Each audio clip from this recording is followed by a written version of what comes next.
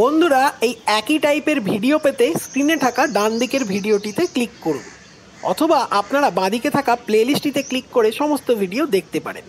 আরও ভিডিও পাওয়ার জন্য আমাদের চ্যানেলটিকে সাবস্ক্রাইব করে রাখতে ভুলবেন না।